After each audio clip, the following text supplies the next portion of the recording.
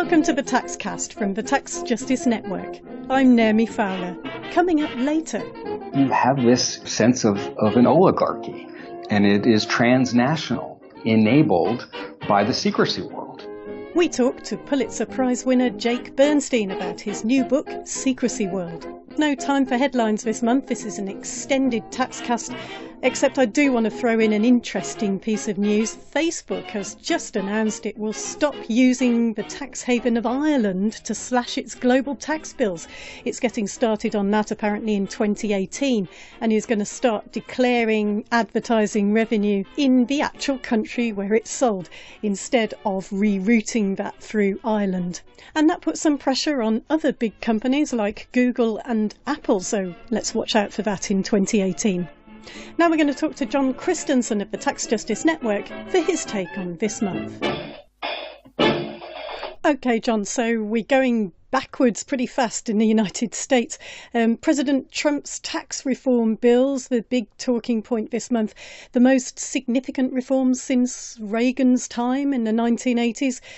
Ordinary people even more bearing the higher tax burden than corporations and the super rich. So oligarchy USA, here we come. The rich have had a better and a better ride over the decades, haven't they? Because we're looking at the average tax rates that they're paying now going back to 1920s levels again. Yeah, that's right. Trump's proposals for the high net wealth individuals, that takes us back to the 1920s and to the era of Scott Fitzgerald's gilded elites. And I think that's where the United States is heading now. As someone commented earlier this week, in the light of the Senate vote, this can only lead to very, very high levels of wealth and income inequality. And that can only lead to a very unhappy ending in a country which has minimal gun controls. Yes. Let's look at the estate tax, otherwise known as the death tax, or what we might call inheritance tax in Britain. Yeah, so different treatments, because the House of Representatives are talking about outright abolition of the estate tax. The Senate is talking about raising the threshold, the exemption level, to something of the order of $11.5 million. Which is, by any standards, an enormous exemption level. This is a measure which the right have been pushing for many decades. In America, they've christened it the death tax in an attempt to kind of tarnish it. But in many respects, the inheritance tax, as it's called in other countries, is a very progressive tax because it allows people to accumulate capital gains over the course of their lifetime, which are then taxed away at death. A very fair and quite progressive measure. In most countries, including the United States, it only applies to the very, very, very wealthy people. So this so-called death tax is a tax break for the very, very rich indeed. And after 6 years, they will abolish it completely under these proposals. That's right. Even if you look at some of the measures which are targeting average earners, most of those tax breaks phase out quite rapidly in the coming years, after which most families, particularly families with an income of less than $75,000, they will actually end up paying more tax. And it seems to me that quite a few of the measures which are likely to be unpopular are phased in over the longer term so that people think more about what happens to them immediately. This seems to me to be a political ploy which we're seeing adopted increasingly by political parties, by governments, in order to take some of the poison out of the pills which they're providing. In terms of corporate taxation, they want to cut the corporate income tax rate from 35% to 20%. Not that very many of the really big companies are paying 35 or 20%, actually. And if the current trend continues on this race to the bottom between nations on tax, Eurodad had a report out recently, the NGO, estimating that the global average corporate tax rate will hit 0% by 2052, and they're basing that on the decline trajectory since 1980, when the average corporate tax rate was over 40%, taking up that all the way to 2015, where it's dropped to less than 25%, and we've got countries like Hungary dropping to 9%. Yeah. So this is a road to nowhere. It's a road to nowhere, but I think it's wrong to think that it'll stop at zero, because actually, given the political power of capital, in other words, big businesses, they can exert enormous political pressure for subsidies.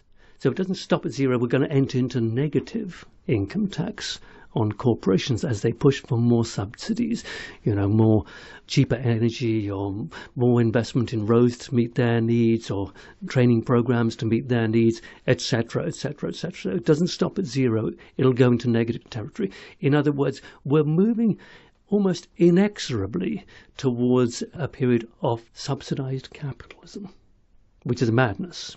Because as we know, at the same time, multinational companies are making huge profits and they don't know what to do with their cash reserves. With the United States now proposing to drop their tax rate from 35% down to a nominal rate of 20%, we can expect others to react. And they're all reacting downwards. The real danger lies with kind of outlier countries like Britain. If you talk to some of the government ministers, they'll say that very clearly they're interested in simply abolishing the corporate income tax and not replacing with any tax whatsoever.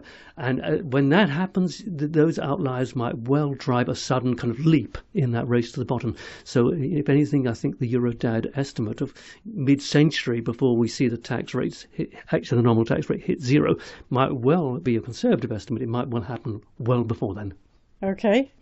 There's a serious human cost to all this as well, as has been pointed out by the Centre for Economic and Social Rights in the United States in their submission to a United Nations Special Rapporteur on Extreme Poverty and Human Rights, Professor Philip Alston, who's making an official visit there to investigate poverty and human rights deprivations.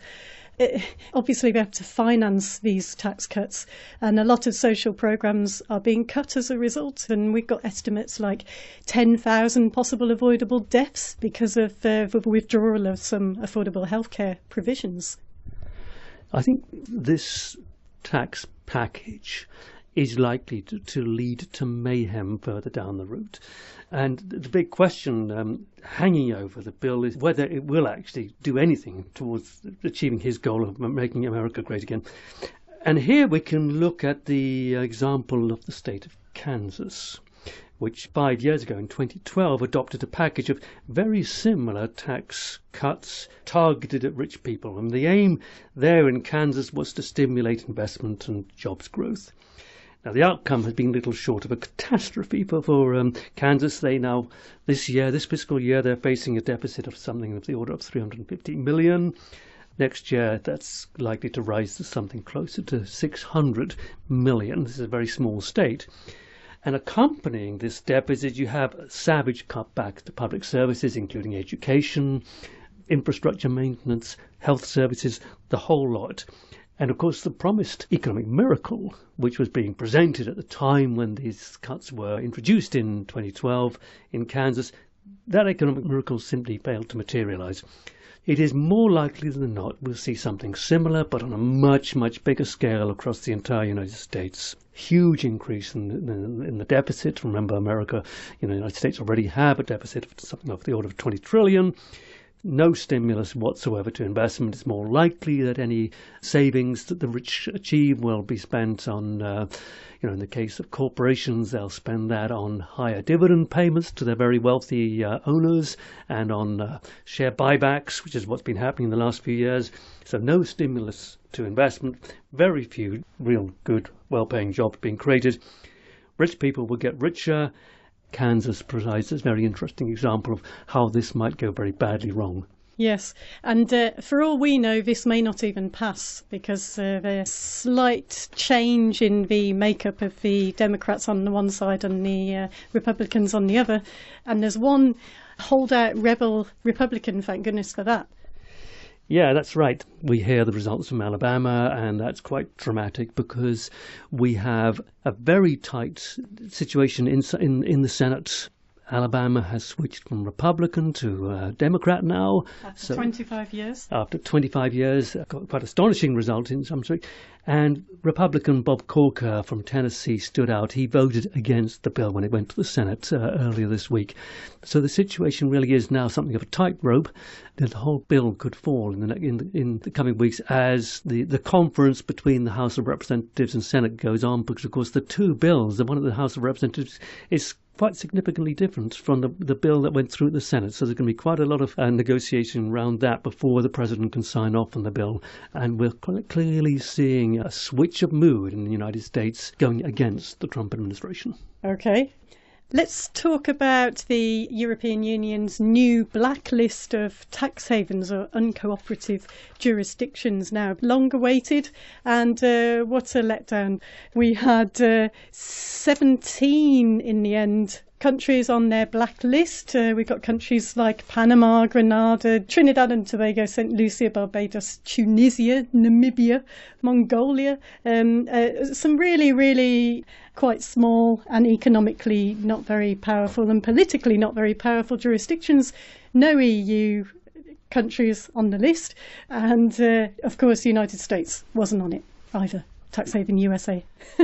You can't really make this stuff up, can you? It's astonishing. And seeing the politics of this is just extraordinary. Given that blacklists have had such a bad reputation, the Organisation for Economic Cooperation and Development has produced several blacklists in the last 20 years, and they've all been laughable.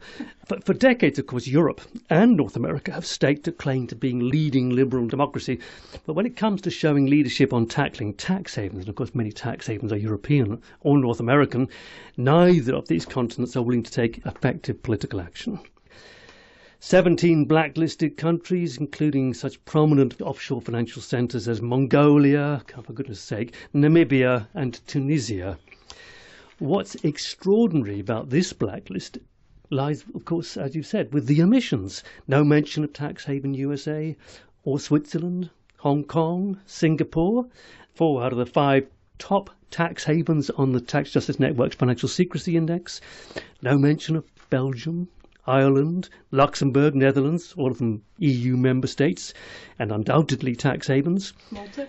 At Malta, of course. And last but definitely not least, no mention of the UK, which operates tax havens across the globe, including British Virgin Islands, Cayman, Channel Islands, Isle of Man, etc., etc., etc. Now, admittedly, some of these jurisdictions have ended up on the so-called grey list. Right, which we could, I think it's fair to say, it's a bit like the naughty step where, you kind of kick the can down the road.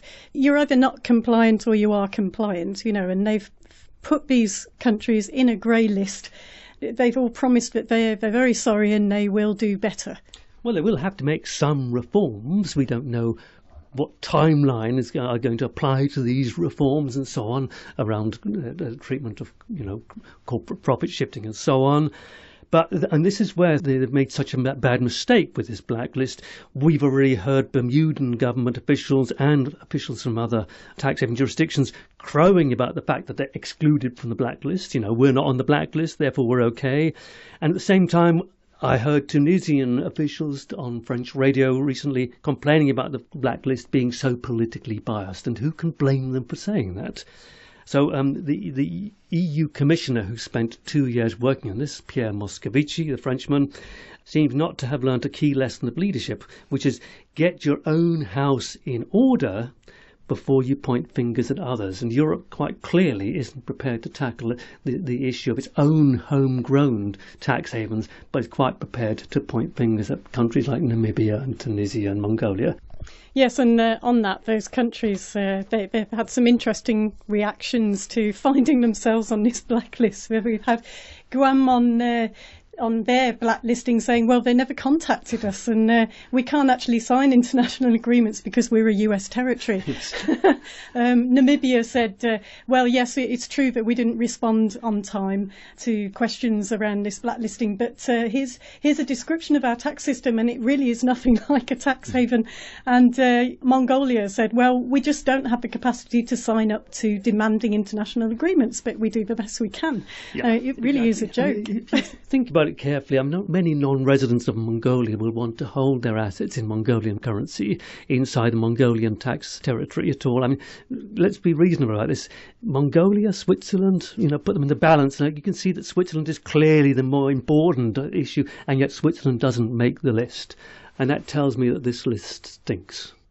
Yes, and actually the Tax Justice Network, before this list was released, based on the European Union's own criteria, created their own blacklist. That's right. Using that criteria. And they found 41 countries that should be on the blacklist using that criteria, which previously has not been very transparent. And we still don't know what the sanctions should be. And if you want to know what the real deal is, then the Financial Secrecy Index, the latest one, will be launched on the 30th of January in 2018, and you'll get a lot more information there. A very objective assessment of the real problems in the world when it comes to tax havens. That's right, yeah. The results are imminent. We've expanded the index. There are more countries involved, a wider range of indicators. It's a bigger, better product, and it doesn't suffer from the political bias that you get from both the Organisation for Economic Cooperation and Development and the European Union. Thanks, John. So, the Tax Justice Network's latest Financial Secrecy Index is out on the 30th of January 2018. Put that in your diaries. We'll cover the results right here on the next TaxCast, which will be out a little bit later than usual. Now it's time for the TaxCast special feature. Just as the latest offshore leak, the Paradise Papers, is continuing the exposure of the offshore world, the repercussions from the Panama Papers are very far from over. This month, the TaxCast talks with two-time Pulitzer Prize-winning journalist and author Jake Bernstein about his new book, Secrecy World, Inside the Panama Papers Investigation of Illicit Money Networks and the Global Elite. It's like an offshore thriller, the gripping read from someone who was actually inside the whole scandal. Jake got unprecedented access to the kind of stars of the Panama Papers, the lawyers who set up the offshore law firm, Mossack Fonseca, the source of the big leak, Jurgen Mossack and Ramon Fonseca. OK, Jake, let's start with Jurgen Mossack and Ramon Fonseca. With offshore, I'm always curious about what makes people working in that industry tick and how they can lose their moral inhibitions if they ever had them. Do you feel any closer in understanding them as people? I do. I mean, this was one of the central questions that I set out to discover when I decided to do the book. Because of the way that these leak investigations are structured, you can't really spend that much time with the person that you're really sort of investigating until towards the end of the project, because you can't let them know that you've got this massive leak. So the motivations and the sort of human dimension of what Ramon and Jurgen were really like was sort of a question mark. And fortunately for this project, they really spoke with me quite a bit, which they had never done before with any foreign journalists, not at least at length. And I did get a better sense of who they were as people and what their motivations were and how they saw themselves and what it was like to sort of have this massive media bomb dropped on them kind of out of nowhere.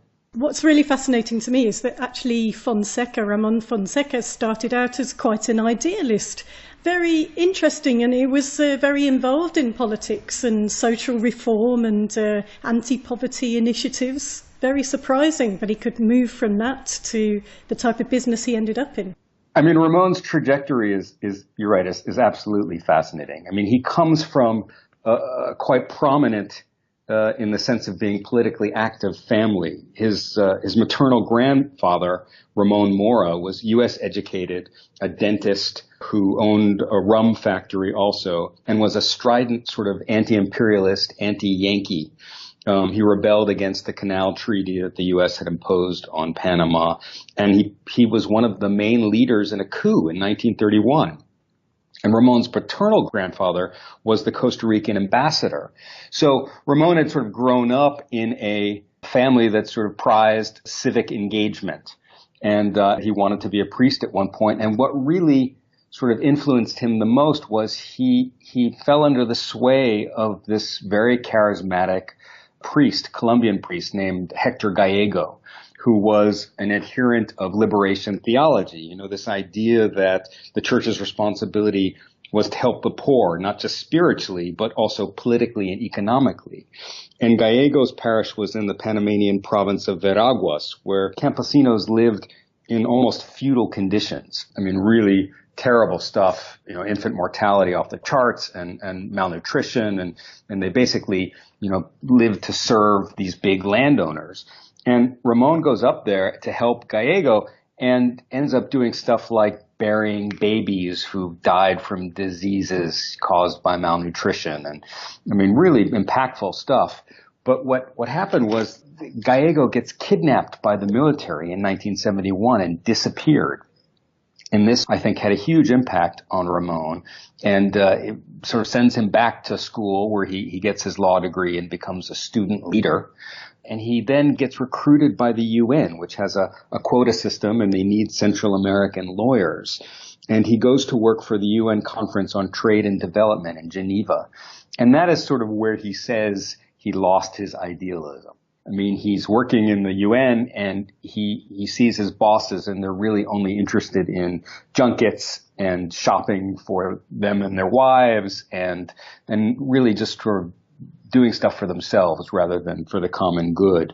And he kind of abandons the UN after 4 or 5 years and comes back to Panama. And something quite consequential happened to him while he was in Geneva. He met a lawyer, Geneva lawyer, who wanted to create Panama companies, anonymous shell companies. But she couldn't do that because you have to be a Panamanian lawyer in order to create these companies. And that kind of set him on the course that would shape his life. Right, and with Jurgen Mossack, it's a little easier to see the trajectory, right? Because with his father being involved with the Nazis, you know, it's a little less complex in a way. It is, although it's interesting. I mean, Jurgen comes to Panama as a child. He's 13 when his father moves the family. And at that point, Jurgen doesn't speak Spanish or English. He only speaks German. They're sort of dropped down into this alien world. He's the oldest of 4 children. And I think they really looked inward. You know, the family was very tight and they had sort of an immigrant zeal to succeed. And then there's this sort of dark past that the father had that I don't think anyone probably talked about. And this sort of sets Jurgen's trajectory because he's sort of secretive and he's ambitious. And I think those were big sort of motivators that made him the perfect person for this new business. And they also, you know, they joined forces, Ramon and Jurgen, at a very propitious time for the offshore world. It's sort of the mid-1980s. In the developing world, there's a growing wealth creation going on, you know, a bit of a burgeoning middle class, and they want to get their money out, particularly in China and Russia in the 90s. And so they're kind of at the perfect moment to push this model that they have created.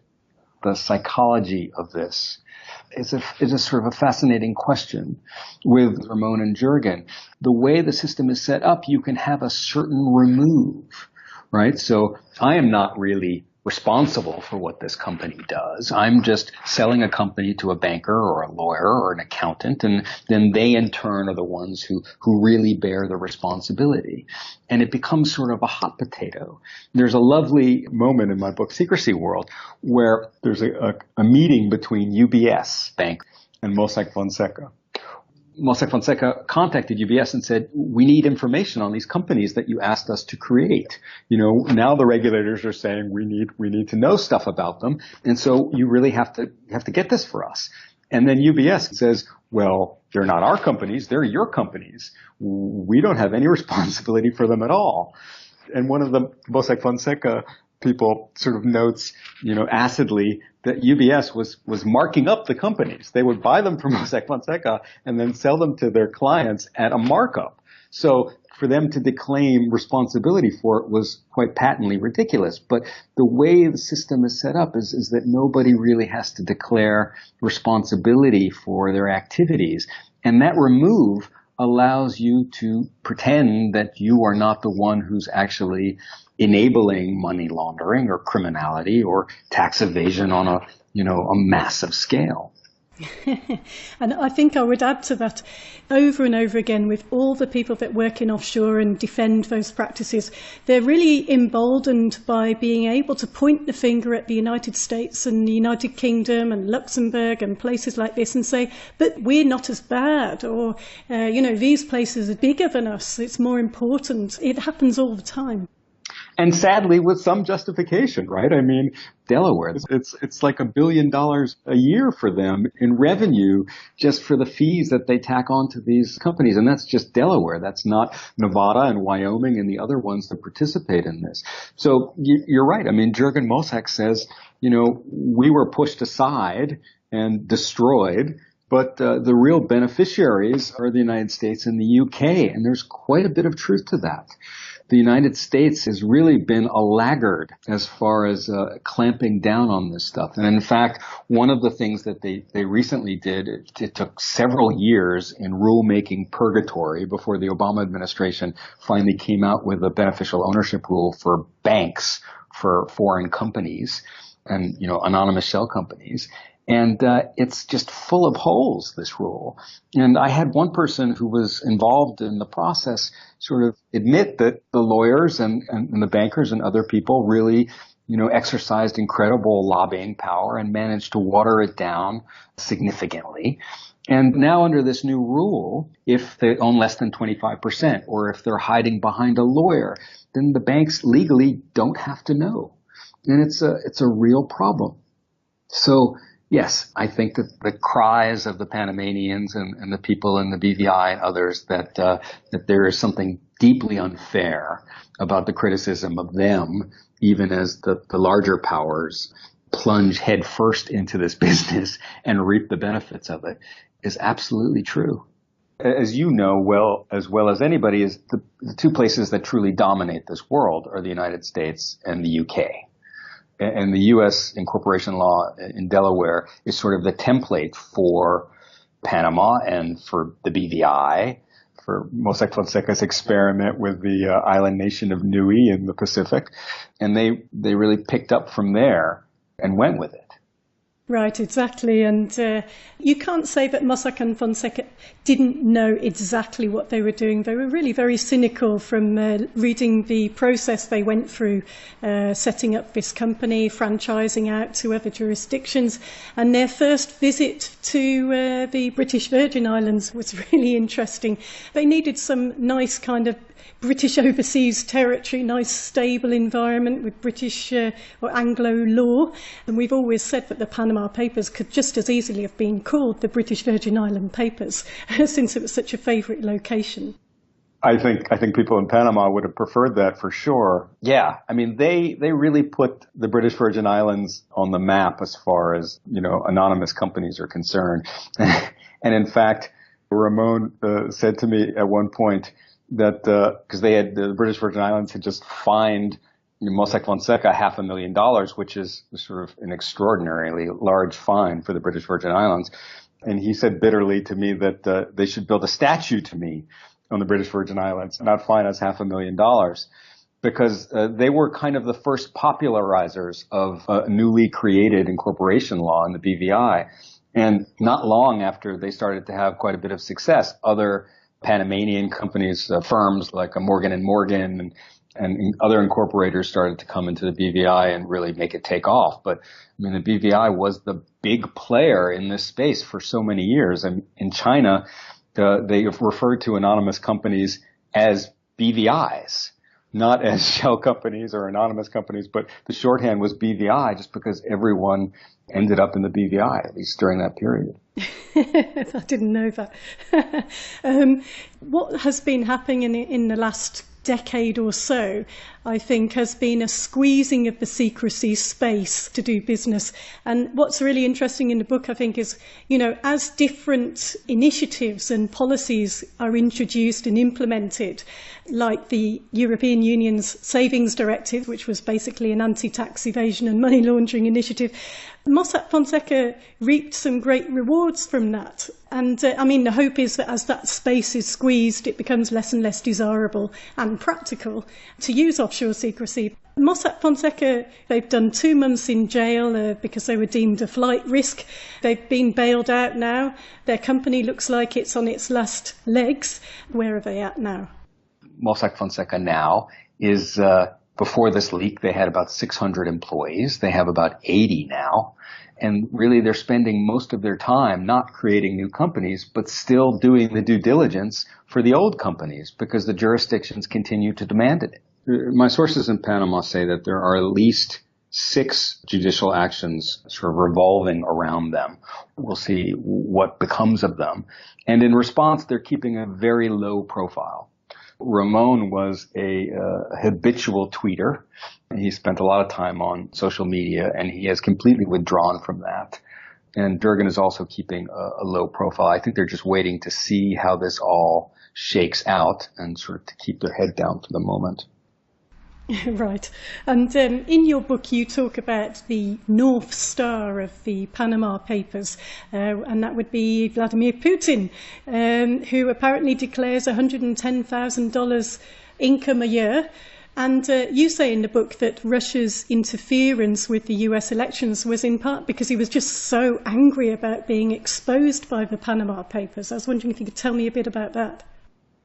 This is one of the conclusions, actually, that U.S. intelligence services came up with.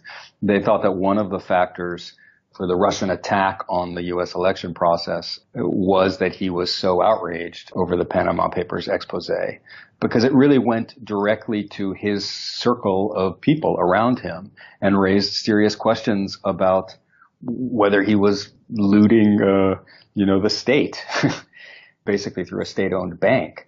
And I think, this is complete conjecture on my part, but in Russia, generally, these kinds of big investigations don't happen.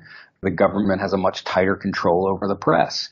And so perhaps the perspective was that this kind of thing would not have happened without at least the say-so of the Obama administration. But this really came from U.S. intelligence, this idea that he was, enraged by it. Certainly, the amazing thing for us was we sent a list of questions to the Kremlin before the publication of our Russia story, including stuff like, were you involved in the death of Mikhail Lesin, your former communications director, in a hotel room in Washington, D.C. And the Kremlin took the extraordinary step of denouncing our story before it was even published. They held a press conference and denounced the come-in publication of the story, not even waiting until it came out, which was amazing.